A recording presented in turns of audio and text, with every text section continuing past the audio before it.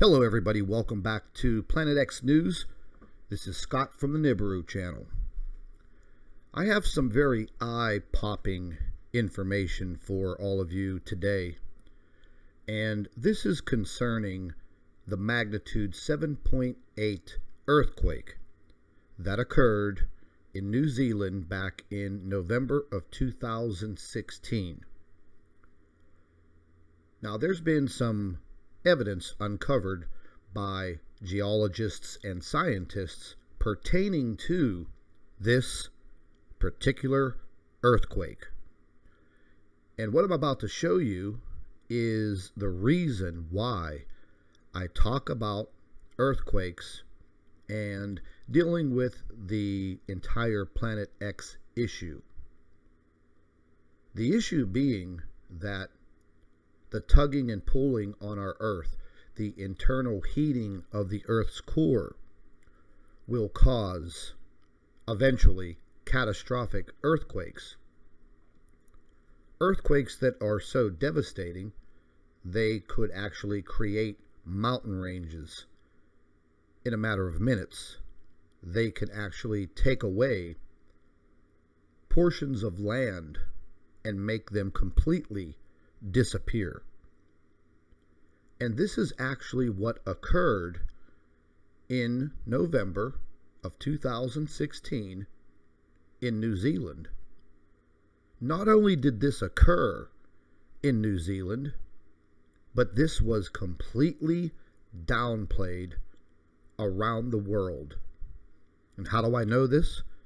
Because within minutes of this earthquake hitting in New Zealand, I was notified and started looking into the information almost immediately. Within 48 hours, it seemed like the information was being, well, I don't want to use the word covered up, but there wasn't too much media dedicated to what occurred in New Zealand. Maybe it's because there wasn't a mass loss of life.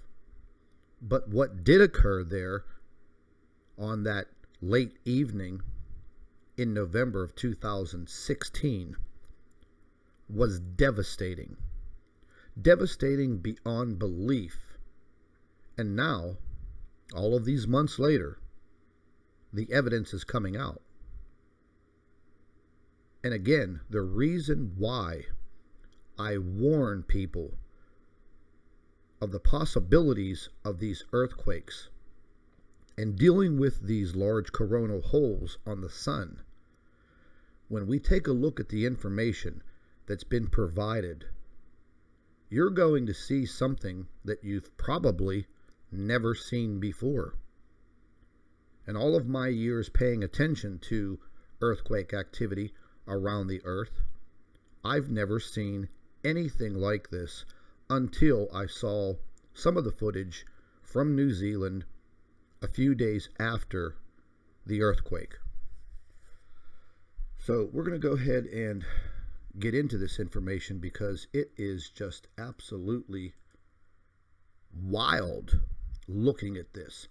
Now, this article comes from The Watchers, and their website is absolutely fantastic. I'll leave a link to this article, and I would bookmark this website, The Watchers.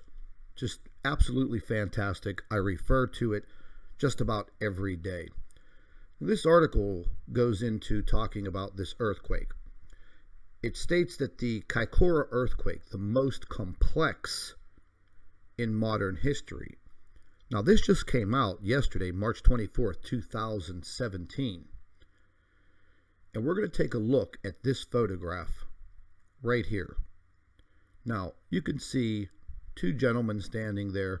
They are probably scientists or geologists. And they are looking at this elevation that just popped up out of the ground. Or the other portion sunk. Either way, it has totally changed the landscape of this portion, which basically looks like an uninhabited area. thank God. Now, if this would have occurred in a heavily populated area or a city underneath buildings, then the loss of life would have been much, much greater. I think only a few people lost their life in the 7-point magnitude earthquake in New Zealand. But what they're now finding is pretty startling. We'll just read a few lines from this article. And like I said, I'll leave a link to this and you could read everything completely. It says, in November of 2016, a massive 7.8 magnitude earthquake hit New Zealand, causing significant damage, between 80,000 and 100,000 landslides. Now, an international team of scientists says that the earthquake was so complex and unusual that it is likely to change how scientists think about earthquake hazards in plate boundary zones around the world. According to their study, the heavy shaking in the so-called Kaikoura quake was amassed by ruptures on at least 12 different faults, in some cases so far apart that they were thought to be immune to each other's influence.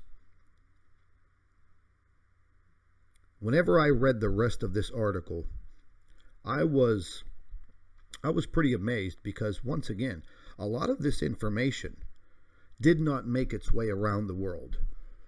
The most everyone knew is that there was a pretty big earthquake in New Zealand and only a few people were injured. A couple of people did lose their lives. But they really didn't put this out there after a survey was done of the damage. You would see little drips and drabs of it. But now, all of these months later, they're talking about what occurred and what happened. Now, there's two little video clips pertaining to what happened there. And we're going to go ahead and play them. And if you take a look at the beginning of this video and take a look at this crack all the way through, it just keeps going and going and going. And like I said, it's only by the grace of God that this occurred in mostly a rural area. Because if this would have occurred in a heavily populated area, it would have probably been completely destroyed beyond recognition. And once again, whenever I warn people of earthquakes and being prepared, this is the reason why.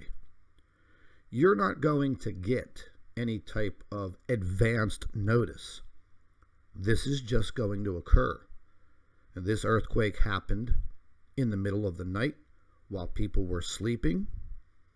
And that too can be very, very devastating and alarming. Being woken up as the land is lifting directly underneath the structure that you are living in and sleeping in, having nowhere to run to. It would be devastating. But we're going to go ahead and play a quick clip of this.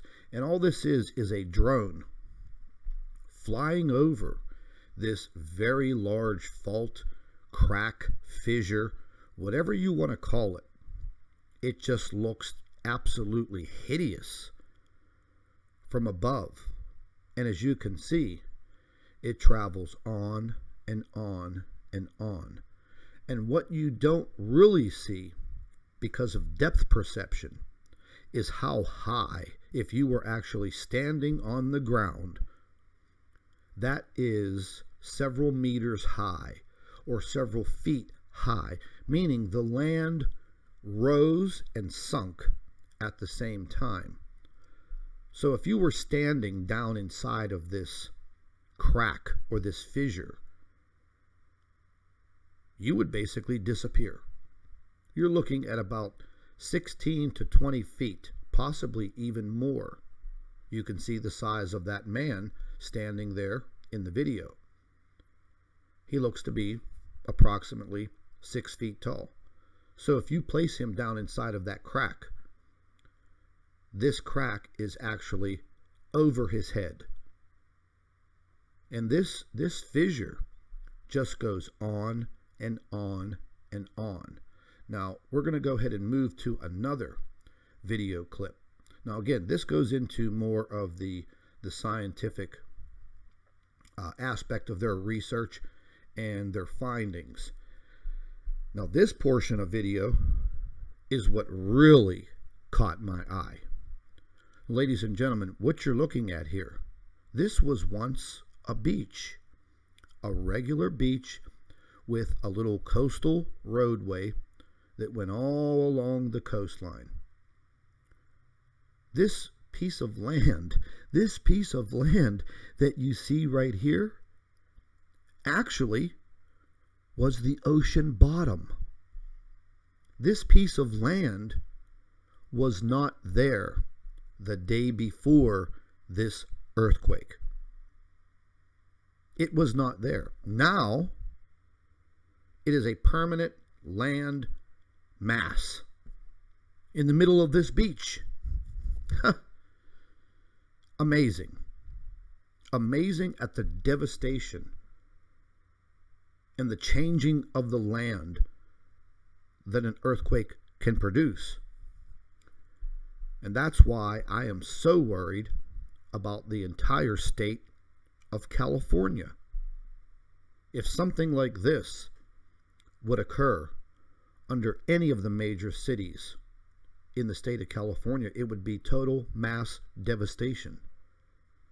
The USGS has come out last month warning of a 7.4 or greater magnitude earthquake to hit California. So what is to say that something like this occurs in the city of Los Angeles or San Francisco? We all saw the devastation back in, I believe it was Oakland, California, and San Francisco many, many years ago. That was just absolutely total devastation. And one of the biggest problems is underground gas lines. Once that type of earthquake hits, the gas lines rupture, they create fires, and then a totally different type of hazard. But let's take a few minutes and let's listen about what happened on this beach, because now the ocean bottom rose up and is now a permanent fixture on this beach. But let's listen.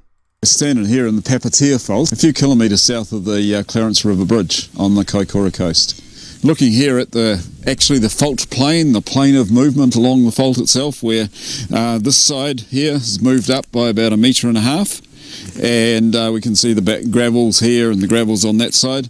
But what's really interesting is that we can see lines of movement here on this fault plane which are moving down a little bit in this fashion. And that means we can see, it looks impressive that we're standing here 1.5 metres high, but in fact most of the movement has been along a plane something like this. So this side here has moved forwards by many, many metres. These fault scarps form very, very quickly. And we know from earthquake physics that probably this fault scarp ruptured across here at a speed of about 3 kilometres a second. So this has uplifted a very large area of new reef here, and the locals here describe not the earthquake noise, but the noise of water running off the top of this uplifted platform here. They said that the noise was just horrendous. And on the down-thrown side of the fault, it's actually still even come up by about 1.5 metres. On the other side, there's as much as 6 metres of uplift. So, ladies and gentlemen, if you take a look, we'll just jump back here a little bit.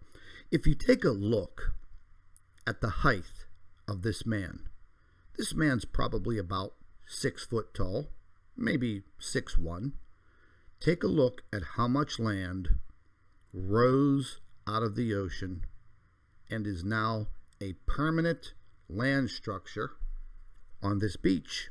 It totally changed everything. Now, there are other reports that have come out pertaining to this situation, and they're very scientific, and they use some satellites to take some imagery of the two islands that make up the country of New Zealand. And there's a small gap between them. Now, it is reported that they are actually closer together. That's how much of a landmass rocked this island country. So whenever I do talk about earthquakes, or I produce a video pertaining to earthquake activity, I would watch it. I would watch it, because there is going to be critical information within that video and a warning. Now, currently, we are under a situation dealing with, once again, these coronal holes appearing on the sun and producing very high solar winds. I'm going to be looking at some earthquake activity within the hour and putting together a report. But this is just eye-popping that a landmass this large can just rise from the ocean bottom, and now it is a permanent land structure in New Zealand. Now, whenever I was talking about the imagery that was conducted, this shows you a little bit about the imagery that was taken by some satellites. And they were talking about how this earthquake moved side to side and then up and down. So normally when earthquakes occur, they will be either a rise in the landmass, or they will slide back and forth against each other.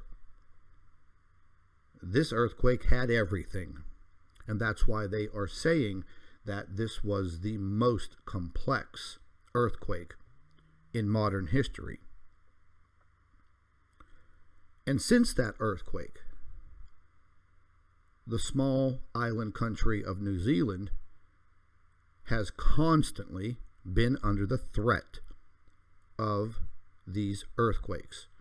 Every single day, earthquakes are occurring in New Zealand. Every single day. Now, once again, we don't know if the magnitude of the earthquakes that are being reported are being downgraded. Now, we know that it's being conducted by the USGS because we can see the data. If a 5.8 earthquake occurs, they go down the list and they pick the smallest number and they publish that number. Well, that makes a big difference, ladies and gentlemen. If the magnitude reached 5.8, why wouldn't you report 5.8? If there were some smaller tremors that occurred seconds or minutes later that were much lower, say a 4.6, 4.8, why would you pick the lowest magnitude to report? Wouldn't you think that you would be, reporting the highest magnitude at the epicenter that created the earthquake, that produced the data on the seismic device?